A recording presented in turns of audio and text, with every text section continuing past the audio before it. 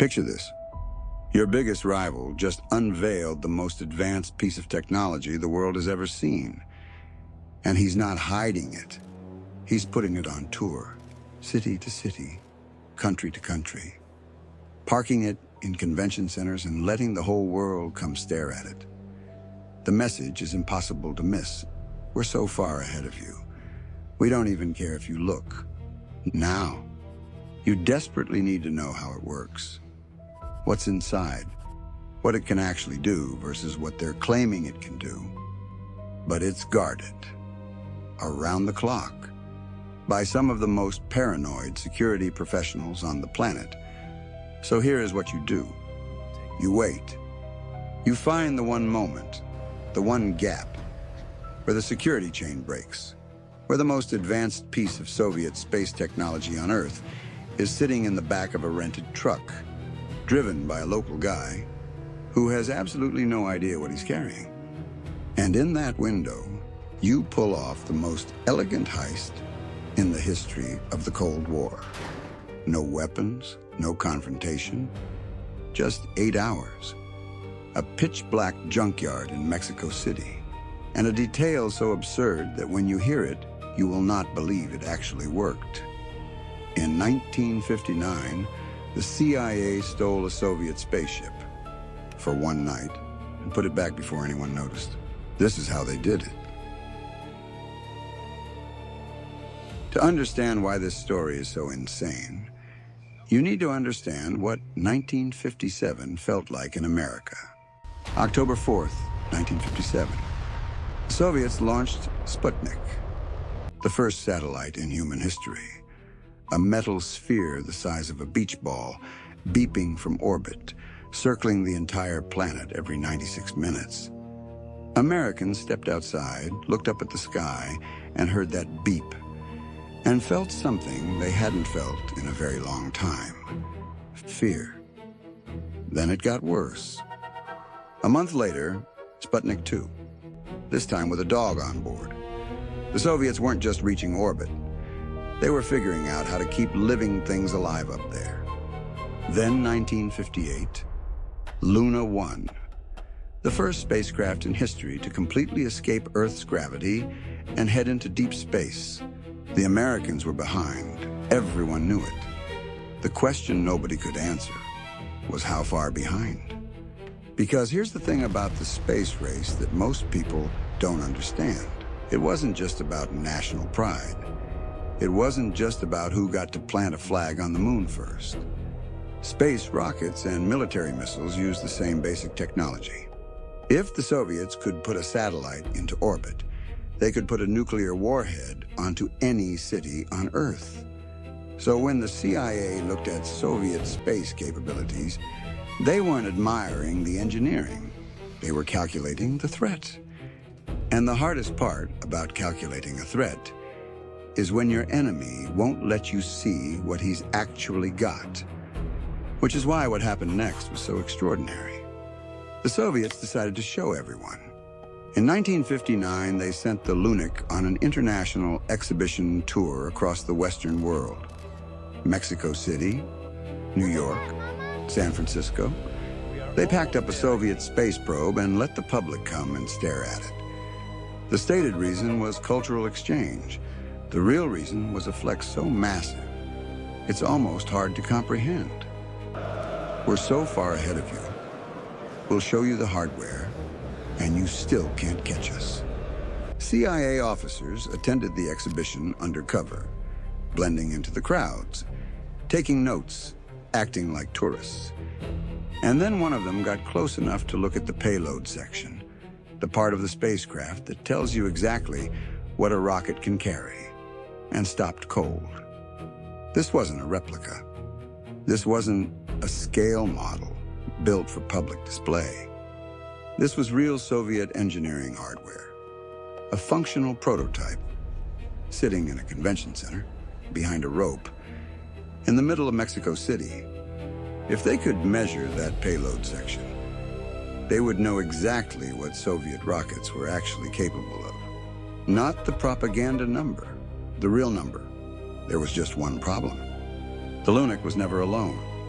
4 KGB security officers, positioned around it, 24 hours a day, 7 days a week. The probe was untouchable.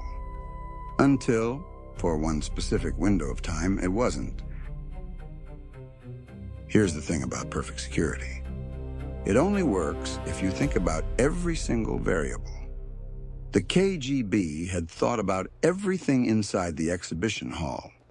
Guards on the floor, guards at the entrance, guards at the loading dock, round-the-clock coverage with 0 gaps. What they hadn't thought about was the truck. Here's how the Lunik moved between cities. When the exhibition packed up and relocated, the probe was sealed inside an enormous custom wooden crate, approximately 12 feet tall, 10 feet wide, built specifically to protect the hardware during transport. That crate went onto a rented truck, a civilian commercial vehicle, hired locally in each city, not a Soviet military transport, not a KGB vehicle, not even a vehicle the Soviets owned. A regular flatbed truck with a local driver who spoke Spanish, who had no security clearance, who had absolutely no idea what was inside the box he was hauling. And here is where the KGB made their one mistake. The guards didn't ride with the truck. They drove separately, directly to the train station, to wait for the crate to arrive so they could supervise its loading onto the train, which meant there was a window, a gap in the chain, a specific stretch of road between the exhibition hall and the train station, where the most valuable piece of Soviet space hardware outside the USSR was sitting completely unguarded in the back of a rented Chevrolet. The CIA did the math. Average driving time from the exhibition hall to the train station, given Mexico City traffic, approximately 40 minutes to 1 hour. But here's the beautiful part. The guards didn't know exactly how long the drive should take. They just knew the truck would arrive at some point after they did, which meant the CIA didn't just have 40 minutes. If they could intercept the truck early enough, redirect it, and return it to the train station before the guards started asking questions about the delay, they had hours. How many hours? The CIA team worked out the maximum window, how long a delay would seem plausible, before the KGB security team at the train station would raise an alarm. How long before they called someone? How long before anyone actually came looking for the truck? 8 hours. If they moved fast enough and returned the truck before 8 hours elapsed, there was a reasonable chance nobody would know anything had happened. 8 hours to get inside a sealed Soviet spacecraft. Measure every component of the payload section, photograph everything, and put it back together well enough to pass a KGB inspection. Was 8 hours enough? The CIA team looked at each other. Nobody said yes, but nobody said no either. They started making calls. A junkyard on the outskirts of Mexico City, dark, enclosed, far enough from the nearest building that no one would hear anything. Available to rent for one night with no questions asked.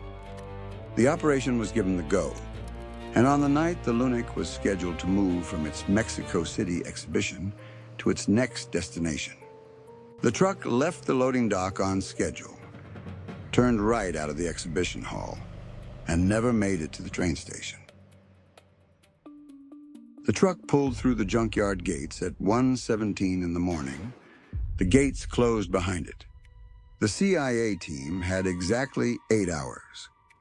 The crate was the first problem. It was enormous. Thick wooden panels bolted together from the outside. If they used a crowbar to pry it open, the wood would splinter. The damage would be visible. A KGB officer running his hands along the panels the next morning would feel it immediately. So they couldn't open it from the outside. They opened it from the inside. Working with hand tools in near darkness, they removed the ceiling panel of the crate by working through the joint seams, pulling the nails outward so the holes remained clean. When they reassembled it, the same nails would go back into the same holes. No new damage, no evidence. It took 40 minutes just to get the lid off. The clock was at 7 hours 20. And then they were in. The Lunik was real, not a replica, not a mock-up, the real thing. Sitting in the dark of a Mexico City junkyard, lit only by their flashlights, and it was every bit as sophisticated as they had feared. They started measuring, photographing, recording every dimension of the payload section they could access, every component, every material, every engineering decision visible on the surface. But then someone looked down at their feet. The payload section's metal surface was immaculate. Factory finish, not a single scratch. And these men were wearing heavy leather-soled shoes. One wrong step, one heel dragging across that surface, and the KGB inspector would find scratch marks the next morning that had no explanation. So they took their shoes off. CIA officers in a junkyard in Mexico City at 2 in the morning, climbing into a Soviet spacecraft in their socks. They worked in near silence, flashlights only. Every measurement called out in a whisper and written down immediately. The cameras clicking as quietly as possible in the dark. The clock hit 5 hours. And then, one of them found the seal. A factory authentication seal on one of the access panels. Custom molded, embossed with Soviet manufacturing marks. Designed specifically so that any tampering would be immediately obvious. They could not break it. They could not work around it. They needed what was behind that panel. So one member of the team, in the dark, in his socks, with a flashlight and whatever materials they had brought, fabricated a replica of that seal on the spot. A physical forgery, made by hand, in the middle of the night, in a junkyard, precise enough to pass a visual KGB inspection in the morning. Think about that for a second. This wasn't in the plan. This was a problem that appeared at 2 in the morning and had to be solved before sunrise. The photography was completed, every measurement taken. The data that American engineers had needed for years, now on film, locked in canisters, ready to fly to Washington. 3 hours left. Now they had to make it disappear. Every nail back in place now. 3 hours left. The sky outside the junkyard was still black. But black doesn't last. The ceiling panel went back on nail by nail, every nail returning to its original hole, driven in at the same angle, the same depth. No new damage to the wood, no evidence that the panel had ever been removed. Then the truck pulled out of the junkyard, no headlights. Gates closed behind it, back into the dark streets of Mexico City. The drive to the train station took 22 minutes. The CIA team riding separately. Different routes, different vehicles, already disappearing into the city. The truck backed into the train station, loading dock at 5:31 in the morning. The 4 KGB security officers were there, waiting, exactly as expected.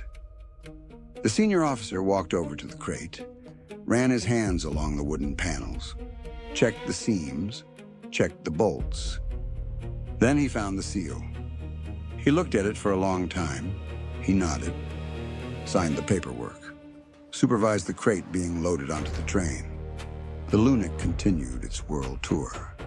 The CIA team were on flights out of Mexico City by noon. The film canisters were in Washington within 24 hours, and the Soviet Union, to this day, never officially acknowledged that anything unusual happened to the Lunik during its Mexico City stop. They never knew. Today, the Soviet Union remains completely unaware. The data from that night helped American engineers understand the real limits of Soviet rockets. Not the propaganda number, the actual engineering. 9 years later, Neil Armstrong walked on the moon. The Soviets never got there. And somewhere in that chain of events, there's a junkyard in Mexico City and 3 guys in their socks. Was this the greatest Cold War heist ever pulled off? Drop it in the comments. Subscribe. Next one's just as insane.